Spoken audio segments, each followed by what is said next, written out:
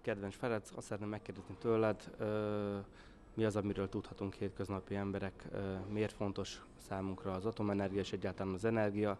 A közbeszédben most elég gyakran hangzik el Paks neve, a paksi bővítésről sokan beszélnek, sokan vitatkoznak, igazából szakemberrel kevesen beszélnek, legalábbis a tévében én csak politikusokat láttam ebben a témakörben megnyilatkozni, és hát múltkor beszéltünk telefonon, akkor mondtál néhány érdekes dolgot, többek között erről a területről, erről a témakörről. Szeretném, hogyha nézők számára is megvilágítanád ezt a területet közérthető nyelven. Hát, kedves Rajmund, kezdjük azzal, hogy én még iskolás koromban úgy tanultam, hogy a boldog jövőnek van egy feltétele, plusz az egész ország villamosítása. Elektrifikáció szesztrán. Úgyhogy hát ez a villamosítás, ez egy nagyon érdekes dolog, mert a villamos energia az energiák között egy különös helyet foglal el. Mint tudjuk, étel nélkül az ember kibírja 40 napig, víz nélkül talán 6-7 napig, levegő nélkül kibírja 2-3 percig, ha valaki nagyon szívós, de egy villamosenergia rendszer, ami be van hangolva, ott pontosan annyi energiát kell belenyomni az egyik végén, amennyit a másik végén elfogyasztanak. Hát ez meg egy borzasztó nehéz dolog, mert ugye nem lehet megmondani a nagymamának, hogy mikor kapcsolja be a villanyfőzőjét, vagy valami más, tehát a villamosenergia felhasználása rendkívül ingadozik időben, helyen, és mindig hozzá kell igazítani a fejlesztést. Na mi van, ha nem igazítjuk hozzá a fejlesztést? Ott először is ilyen problémák jönnek, például a frekvencia csökken, ezért volt, hogy a szocializmusban minden villanyóra késett egy kicsit.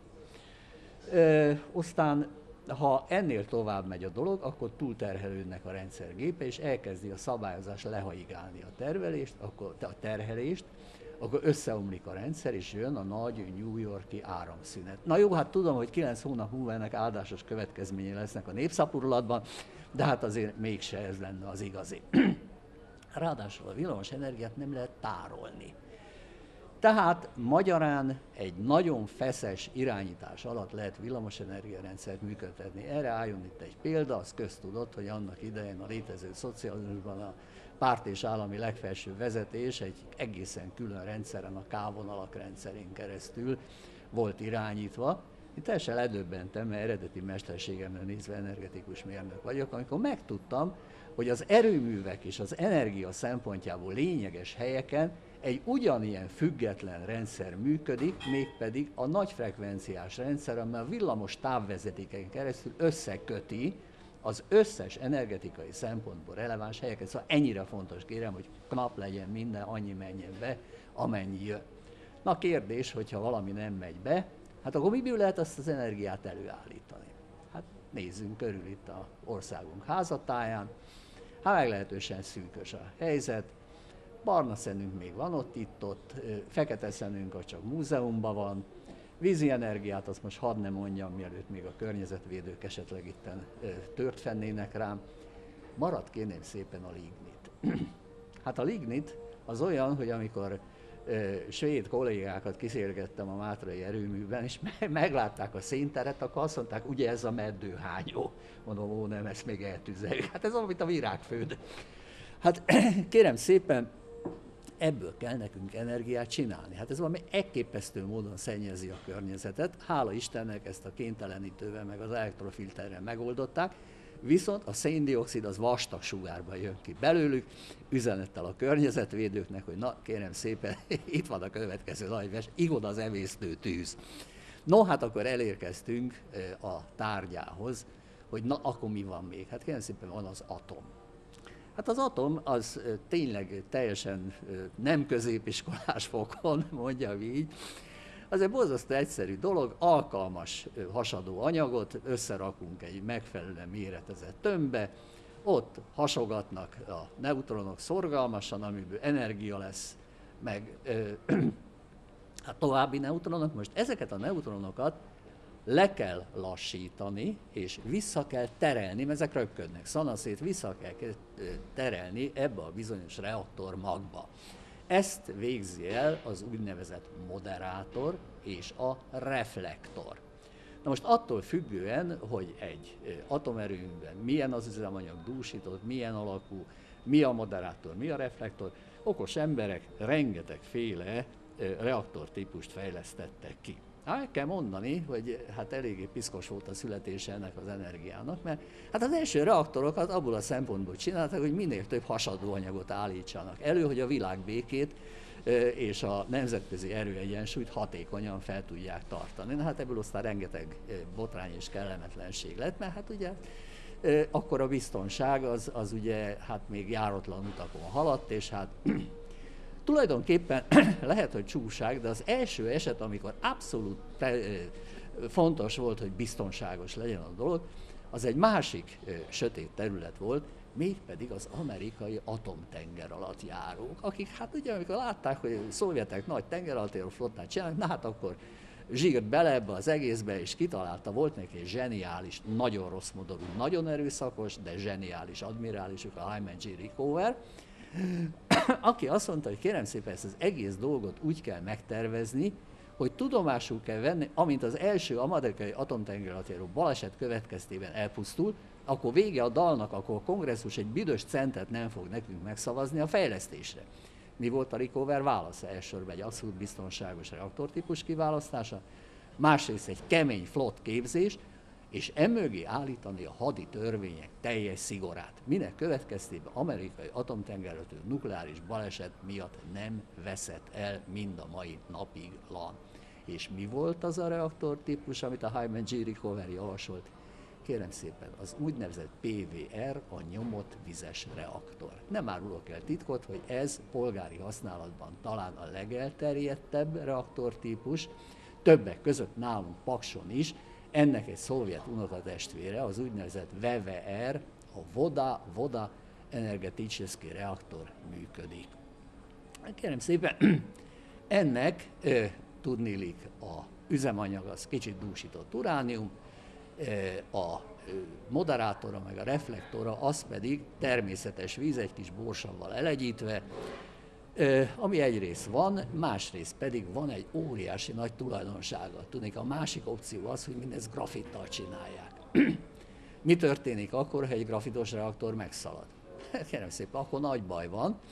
Tudniillik, a moderálás és a reflektálás tovább folyik, szalad ez az egész tovább, egészen addig, amíg ki nem gyullad a grafit, fel nem robban a benne lévő hűtővíz, mert hát a hőt valahogyan el kell vonni, és kérem szépen elérkeztünk Csernobilba, ahol nem nukleáris robbanás történt, hanem éppen egy ilyen grafitos, reflektoros, moderátoros reaktor megszaladt, hogy miért azt most hagyjuk, ezt eldöntötte a szovjet királyi bíróság, le is csukták az illetőket, de a lényeg az, hogy erre a reaktor típusra a grafittal moderált, reflektált reaktorok, ezeknek külön intézkedések önmagában bizonytalan. Ellenben mi van a vízzel? Ha az megszalad, elpárolog a víz, nincs az a jó, sűrű, áldott víz, ami lassítaná a neutronokat, nincs neutronáram, vagy legalábbis erősen lecsökken. Tehát saját maga beleszalad a reaktor egy olyan helyzetbe, ahol szép lassan dübög egy darabig, aztán megáll, mert nincs moderálás, nincsen reflektálás. Erre mondják azt, hogy a VVR reaktoroknak, meg a PVR reaktoroknak inherens biztonságuk van. Magyarul rengeteg hülyeséget meg lehet velük csinálni, de felrobbanni nem tudnak, mert ha megszaladnak, önmaguk, a folyamat önmagától leáll. Ettől függetlenül nem egy, hogy hívják, egy meseélet, ami ezután következik, de legalább nukleáris robbanás nem jön létre. Hát kérem szépen, ezek után most nézzük meg, hogy miért kellett Magyarországnak atomerőmű, miért kell most, és miért fog kelleni holnap után. Hát az, hogy miért fog kelleni, azt nagyjából sejthető, mert hogyha egy energetikai típus, jelen esetben a paksi atomerőmű reaktorai a magyarországi beépített kapacitás 40%-át biztosítják, akkor nem lehet kérdéses, hogy ha ezt a kapacitást kivesszük belőle, akkor valamit kell a helyébe tenni. Hát most mit lehet a helyébe tenni? Hát lehet a helyébe tenni mondjuk lignitet, mert más nem nagyon. hát akkor meg büdös lesz a világ körülöttünk, mert széndioxid. Meg azt az erőművet is meg kell építeni, van technológia, meg ez, meg az, meg az. Hát ugyanez a kérdés volt annak idején a 60-as évek első felében, hogy akkor most legyen atomreaktor, vagy ne legyen atomreaktor. Kérném szépen, a választ egy zseniális professzor adta meg nekem, nagyon-nagyon tisztelt mentorom és tanárom, Révai András, aki mindenféle módon kardoskodott amellett, hogy Magyarországon legyen egy független, nagy kapacitású energiaforrás, mégpedig nukleáris alapon. Miért? Hát kérném szépen, nukleáris üzemanyagot be lehet spájzolni. 2. Ha van egy országnak egy energiarendszere, amiben nagyméretű import jön be, akkor az az ország kiszolgáltatott. Annál is inkább, mert a 60-as években körülbelül 18%-ig ment el a nettó import, és ami még nagyobb baj volt, ez az Albert és a Vinica vezeték játszott ebben főszerepet. Tehát, hogy úgy mondjam, ezen a köldögzsinórról lógott a magyar rendszer. Ezek után 18%-ot valamiképpen le kellett építeni, és Lévai az életét áldozta arra, mindennel, ami csak létezik, hogy Magyarországon legyen egy olyan valamivel ezt le lehet építeni. Szegényként most forog a sírjában ott a fenn Farkasréten. Tudnék, jelen pillanatban, éppen tegnap este néztem meg a nettó importot, 35%. Ebben egyetlen egy vigasz paragrafus van, az, hogy ez különböző irányokból jön. Tehát nagyon be kell kartellezni, mondjuk a környéken minden országnak, hogyha minket ezen az úton óhajtanak megfojtani. Persze ez nincs kizárva, de hát azért mondjuk ez egy nehéz művelet.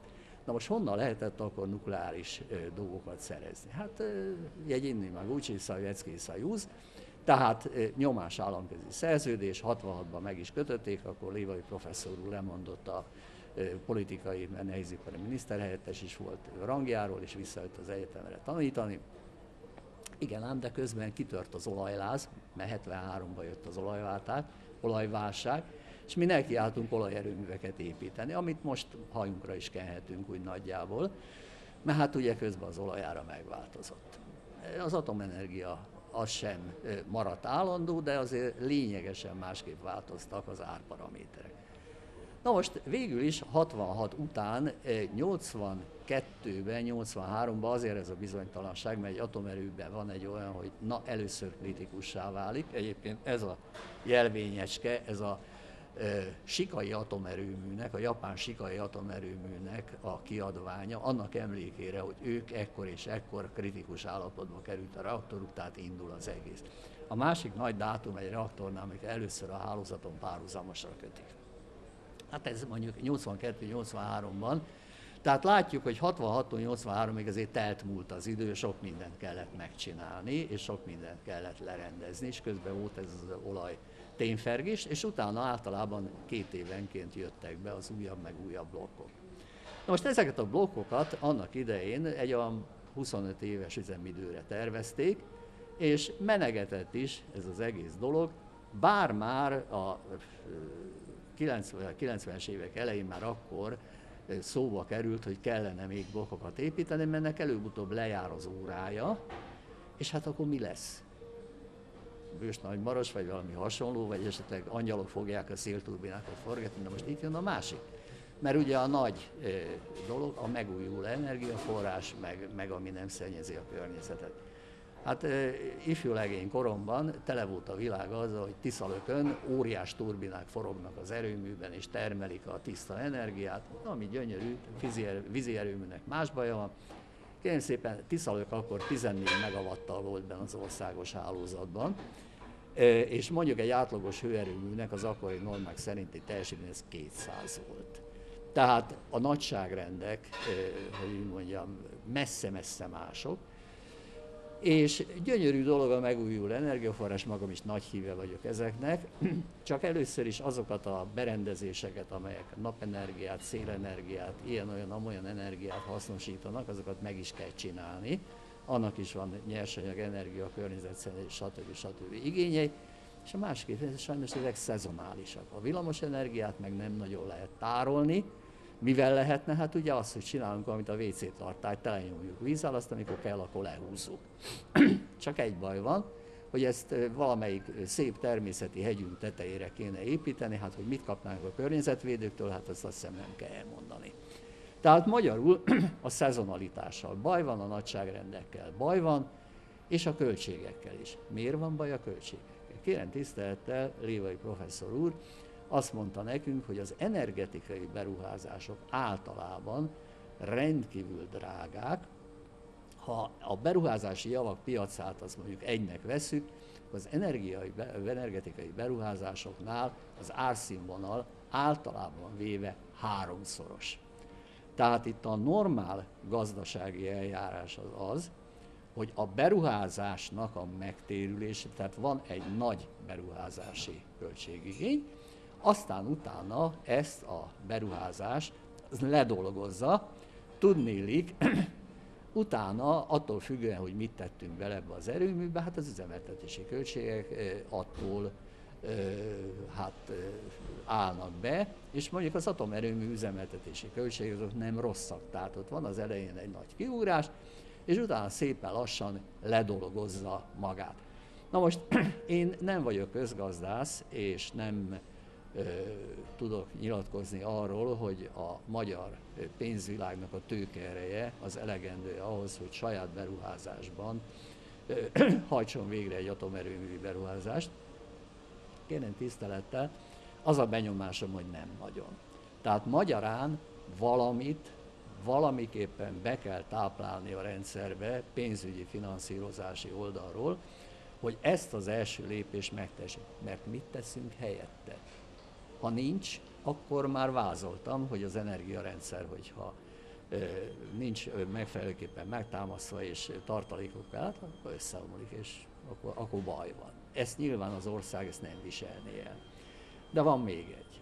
Kérem tisztelettel, a 60-as évek első felében, és utána a 70-es éveket már magam, mint tervezőjének értem végig egy olyan helyen, ahol ezzel kiemelten foglalkoztak, és hát fel lehet tenni a kérdést, hogy ugye az állam, a politika, az hogyan állt hozzá ez az egész investícióhoz. Hát a lehető legtermészetesebben, nyilván ez energetikailag fontos, politikailag fontos, a forrás a Szovjetunió, minek következtében egy nagyon fontos prioritás volt az, hogy ez az egész történet a lehető legszorosabb kontroll alatt álljon. Na most én nem állítom, hogy azok, akik csinálták, nem értenek hozzá, de hogyha vannak olyanok, akik értenek hozzá, és az éppen fennálló szisztémával rokon szenveznek, akkor nagyobb eséllyel jutnak megszólalási lehetőséghez. Ebből következik, hogy a felső vezetésnek a tagjai azok rendszeresen feltűntek mondjuk a központi bizottságban, vagy annak a környékén, és ebből következnek olyan dolgok is, hogyha mondjuk ezek valamire megbízást akarnak adni, hát akkor nyilván azokban a körökben keresik a megvalósításra képes személyeket, amelyekkel megvannak a megfelelő személyes kapcsolatok. Kérem, ez nem bűn, ez nem vétek, mert lehet, hogy valaki zseniális mérnök, az éppen mondjuk egy olyan familiában született, ahol az illegális kommunistaságtól kezdve napintig mindez hagyomány, ettől még nagyon elvégezheti a munkáját, csak az a kérdés, hogy elvégzi-e. Minden esetre a probléma nyitott. Na, hát kérem szépen, akkor most már az összes rizikókat felsoroltuk, nézzük meg, hogy ugye, mert itt két nagy botránkozás volt, az egyik volt Csernobil, azt már érintettük, Pakson ilyen nem tud lenni, mert Paks nem olyan. Az én lányom nem olyan volt annak idején. A színdarab. Nézzük a másikat, Fukushima. Hát Fukushima, a már gyanús, de Fukushimát két részre kell osztani. Az egyik része a földrengés. Kérem tisztelettel jelentem, Fukushima a földrengést túlélte, az összes biztonsági rendszer úgy működött, ahogy az elő van írva. Ami a nagy bajt csinálta, az a cunami. De miért csinált nagy bajt a cunami? Azért csinált nagy bajt a cunami, mert elvitte azt a dízelaggregátor telepet, amelyik abban az esetben, hogyha a belső áramtermelés meg a külső betáp megszakad, árammal tudja ellátni azokat a szivattyúkat, amelyek a reaktor hűtését biztosító folyadék áramot fenntartják. Hát ez nem lett ennél fogva túlmelegedett, zónakárosodás történt, ami, hogy ugye onnantól kezdve már nagyon kellemetlen következmények járt. Na most akkor azt lehet kérdezni, hogy hát akkor mégse biztonságos, kérem tisztelettel. Klasszikus példa, amikor a Arisztid meg a Tassilo ablakot festenek, kidugják a vasalódeszkát az ablakon, Tassilo kimegy, festi az ablakot, Arisztid meg ráül a másik felére. Oda lenne egy utcakörök becsenget, Arisztid leugrik, kimegy ajtót nyitni, Tassilo meg leesik. Na ezt hívják, úgy kérem, hogy baleseti helyzet, ami nem került bele a tervezési alapba. De ahogy szokták mondani, minden nagy boomnál lehet egy még nagyobb boomot mondani, mert állítólag Fukushimánál 30 méterre magasabbra teszik a szivattyú telepet, meg a dízelagregátokat, akkor még azt is kibírja. Nem bírta ki. Kérem szépen, bevág ide egy aszteroida, akkor utána a felelősség felvetésének nincsen értelme. Sajnos a jog és az egész szabályozás ismeri az úgynevezett Visz-Majornak a fogalmát, amelyre nem lehet intézkedés hozni. Most ilyen esetekre, és ez folyik Fukushimánál, van az atomerőműveknél egy ilyen végső menedék, amikor a cél az, hogy lehet, hogy abban már rohadt életben többet atomerőmű nem lesz, akkor csak arra lehet és kell törekedni, hogy a szemetet egybe tartsák, hogy lehetőleg minél kevesebb jusson ki. Na, akkor most vetítsük ezt az egészet Paksra. Pakson ugye kevéssé valószínű, hogy cunami fog, mert hazánk vizekben ugye csak a nyári árvizek idején szokott gazdag lenni, de a földrengés. Hát a földrengés az egy nagyon kúrens téma volt.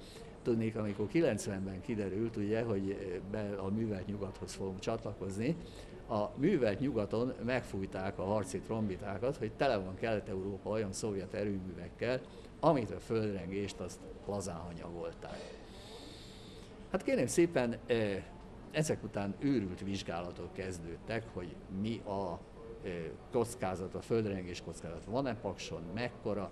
Nyilvánvaló a meglévő adatok alapján próbálták megítélni. Hát ebből olyan földrengési értékek jöttek ki, hogy a Tokió melletti Hamaoka erőműnek a tervezésében láttam utoljára ilyen számokat, de nem tudtak kisebbet mondani, mert nem volt rá adatuk.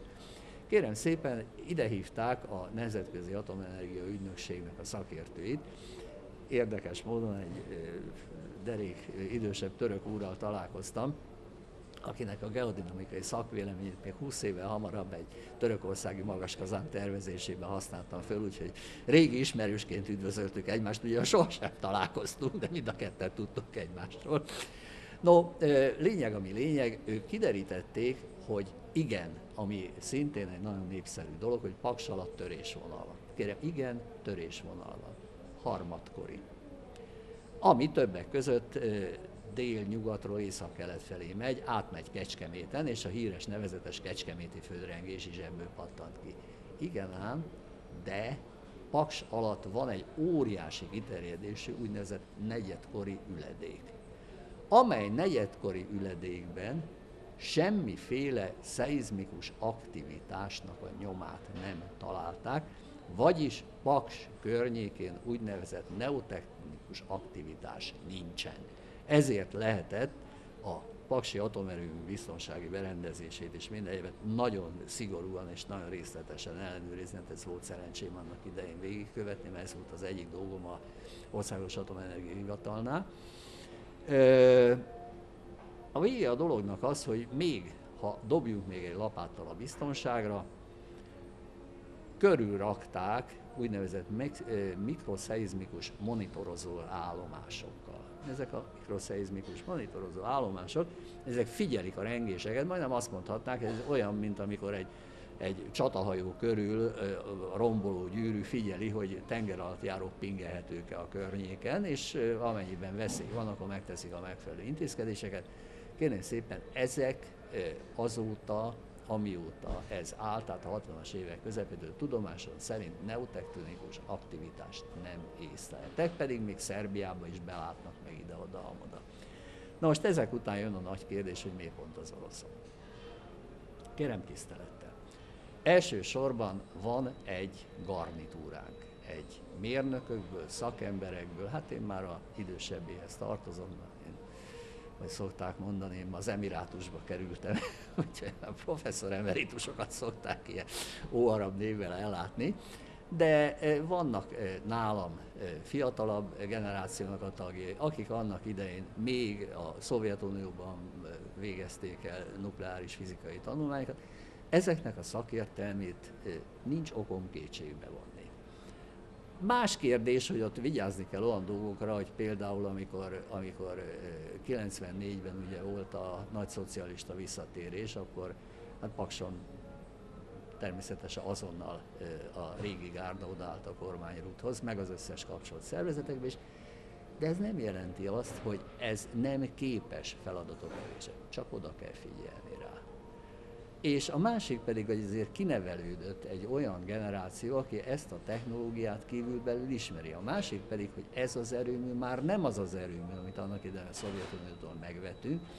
Ez kérnénk szépen fel van újítva az egész informatikai rendszere, boxszámítógépei, minden egyéb, tehát külön containment van hozzá készítve. Tehát magyarul olyan járulékos biztonsági berendezésekkel van ellátva, amelyek a emberi, tehát ahogy a alara, ez ló, ez az a csíveblő, tehát olyan alacsony a kockázat, amennyire észszerűen elérhető. Tehát magyarul vannak emberek, akik ezt ismerik, van egy környezet, amiben ez a technológia be van ágyazva. Kérem tisztelettel, egy populáris példát hozok arra, hogy veszedelmes egy technológiailag megalapozott környezetbe más technológiát behozni. 1944 nyarán egy magyar csapat a Kárpáti fronton a németek által lett felfegyverezve, és nagyon kiváló német Mauser puskákat kapott. Ezt a társaságot pillanatok alatt szétverték, mert a legénységet a kiképzéskor Mannlicherre készítették föl, már pedig a Mannlicher puskának az árdugattyúját egyenesen kellett húzni, a Mannlicherét, vagy a Mauserét pedig csavarni kellett. Ez nem volt benne a srácoknak a kezébe, egyszerűen nem tudtak lőni. Tehát magyarul, ha egyszer valaki be van állítva egy technológiára, akkor krízis helyzetben azt megváltoztatni nem szabad. Na most kérlek szépen, akkor nézzük meg a Rosatomot. A Rosatom, ő felhasználta azt a szellemi hagyatékot, amit a korábbiak ráhagytak, és ő mindenképpen gazdasági offenzívába akar kezdeni egy megbízható, egy technológiailag kiforrott, jó típusnak az elterjesztése terén. Ez az ő komparatív előnyük, ahogy ezt a közgazdászok mondják. A mi komparatív előnyünk meg az, hogy ennek ellenértékeképp mi kapunk olyan kivitelezőket, akik nem akarnak tulajdonosként beszállni az épülő új atomerőműbe. Ez meg a mi komparatív előnyünk. Ha valaki mondjuk tud nemzetközi pénzügyi forrásokat biztosítani arra, hogy ezt a bizonyos beruházási küszöböt megugorjuk, sok szerencsét, de én erősen kétlem, hogy ez lehetne. A másik pedig az, hogy kérem tisztelettel, én rendkívül tisztelem a művelt nyugatot, én tagja vagyok az amerikai mérnökegyletnek, és erre igen büszke vagyok, de azt kell mondanom, hogy attól, hogy valamin mondjuk Madein akármi van, az még nem biztosíték arra, hogy az jó. Erre ékesen szóló bizonyíték volt a paksi atomerőműben, 2003-ban bekövetkezett, finoman szólva rendkívüli esemény, vagy havária, amikor is mosáskor fűtőelemek túlmelegedtek és szétrecsentek hőfeszültségtől. Hát kérem szépen, ott egy kiváló nyugati cég tervezte ezt az egész dolgot, csak éppen valamiről megfeledkeztek, és valamire általános engedélyt kaptak, és azt az általános engedélyt így lett kihasználni. Kérem szépen, ez ugyanolyan marhaság lenne ezelőtt leborulni, mint annak idején mindent, amit cirilbetűkkel írtak, azt nekünk áhítattal kellett tisztelni. Használjuk a saját eszünket, szemünket. Technológiát átültetni más közegbe mindig veszélyes. Rajmond, ennyit tudtam volna hirtelennyire elmondani. Van-e még kérdésem, hogy úgy gondolod, hogy... Amit így egy levegővel meg tudnál válaszolni megint? Az a helyzet, hogy folyamatosan felszedtem volna tenni közben kérdéseket, de tényleg, mint hogyha olvastál volna a fejemet. Tehát mindig utána az jött, és azt válaszoltad meg, tehát nem kellett feltennem ezeket a kérdéseket, ez így egyben, így komplett, úgyhogy köszönjük szépen a tájékoztatást. Bízom benne, hogy minden több emberhez eljut majd a kisfilm. Egy dolgot szeretnék még hozzátenni. Az ember általában azt szokta megbánni, azokat a vétkeket, amit elkövetett. Én nekem van egy vétkem, ahol azt bánom meg, hogy nem követtem el. Sok-sok évvel ezelőtt egy szálloda aljában láttam egy újságot, amiben a manipuláció természetrajzáról volt szó. Ezt nekem el kellett volna lopni, azóta is keresem, de ilyen tökéletesen leírni azt, hogy kell embereket manipulálni. 1. Kelts félelmet. 2. Ne végcélt kínálj föl, hanem a hozzávezető utat mutasd meg, amíg majd én el foglak vezetni. 3.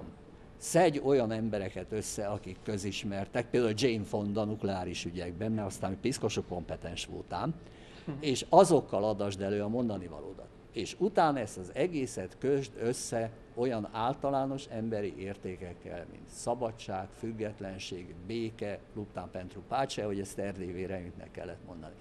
Kérném szépen, ezen az egész paksi vitán mind az 5 komponens megtalálható. Én nem azt mondom, hogy nem lehet Pakson vitázni. Vitázni kell, de mindenki arról beszéljen, amihez ért, és próbálja meg végig gondolni, hogy amit mond, annak mi a következménye. Erre mondták a régi rómaiak, quid quid agis prudente ragase trespice finem, bármit teszel, tedd okosan, és nézd meg a végét. Köszönöm, Raimund, ennyi lett volna. Köszönjük szépen!